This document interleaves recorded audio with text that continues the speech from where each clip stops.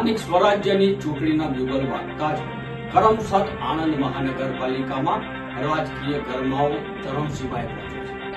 દરેક પક્ષ જોરશોરથી પ્રચારમાં ઉતરી ગયો છે। આણંદ મહાનગરપાલિકા વોર્ડ નંબર 3 માં આમ આદમી પાર્ટી તરફથી યુવાન, નિર્ભય અને આક્રમક નેતા તુફેલ મેમણ મેદાનમાં ઉતર્યા છે। પોતાની ઉમેદવારી સાથે તેઓ લોકો સુધી નવા વિચારો અને વિકાસના વચનો પહોંચાડવા પ્રયાસ કરી રહ્યા છે। શું છે તેમની ઉમેદવારી પાછળનું વિઝન? કયા મુદ્દાઓ સાથે તેઓ મતદાર સામે આવ્યા છે? આવો સીધી વાત કરીએ તુફેલ મેમણ સાથે અને જાણીએ તેમની યોજના અને જનતા પ્રત્યેનો દ્રષ્ટિકોણ। સ્વરાજ્યની ચૂંટણીના બ્યુગલ વાગી ચૂક્યા છે। કરમસદ આણંદ મહાનગરપાલિકા વોર્ડ નંબર 3 ખાતે આપના દ્વારા ઉમેદવારી કરી છે, તો એની પાછળનું વિઝન શું છે?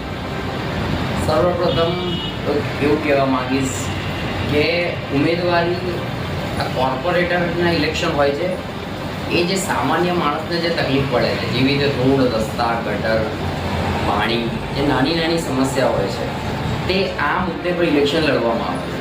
તો આજ સુધી આપણે મોસ્ટલી કોંગ્રેસ અને બીજેપી બે જ પક્ષ જોયા છે। આમ આદમી પાર્ટી જ્યારથી આવી તેમાં યુવાઓમાં એક જમીન જોવા મળી રહ્યો છે, યુવાઓને ચાન્સ મળી રહ્યો છે તથા એક નવી ઈમાનદારીની રાજનીતિ અને કામની રાજનીતિથી પ્રેરાઈને હું ઝંપલાયો છું ઇલેક્શનમાં। સ્થાનિક સ્તરે લોકો આજે મુખ્ય કઈ સમસ્યાનો સામનો કરી રહ્યા છે? સ્થાનિક ભૂગોપટ્ટી વિસ્તારમાંથી હું આવું છું। આપ જોઈ શકો છો દરેક જગ્યા પર ઇવન 20 વર્ષથી હજુ સુધી ગટર લાઈન અમારા ત્યાં આવી નથી।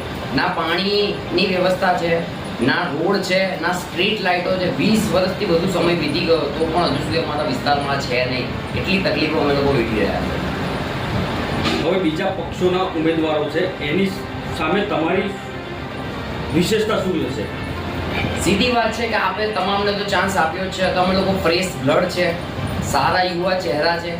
એ લોકો ઓલરેડી અગર આટલી બધી કામ કરત તો આ સમસ્યા આજે સર્જાઈ ના હોત, અમારે રાજનીતિમાં આવું ના પડત।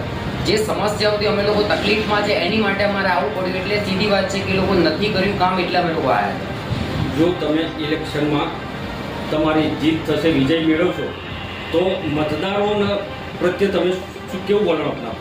સૌપ્રથમ મતદારોને અમારી જીત થશે તો સૌપ્રથમ અમારા વોર્ડની અંદર PSC સેન્ટર હશે, જેની અંદર તમામ દવાઓ ટેસ્ટ ફ્રી હશે તથા જે લેબ ટેસ્ટ હશે તે પણ ફ્રી હશે। સેકન્ડ કે દરેક એરિયામાં પાક બગીચો હોવો જરૂરી છે તે પણ હશે। એક સ્પોર્ટ્સ કોમ્પ્લેક્સ હશે અને એક ઇંગ્લિશ મીડિયમ સ્કૂલ જે સરકારી તે પણ અવેલેબલ હશે, જેનાથી કેટલી બધી ઇકોનોમિક્સ લોકોને ફાઇનાન્શિયલી ફાયદો થશે। અન્ય રોડ, રસ્તા, ગટર, પાણી જે સમસ્યા છે એની માટે તો અમે લોકો છે।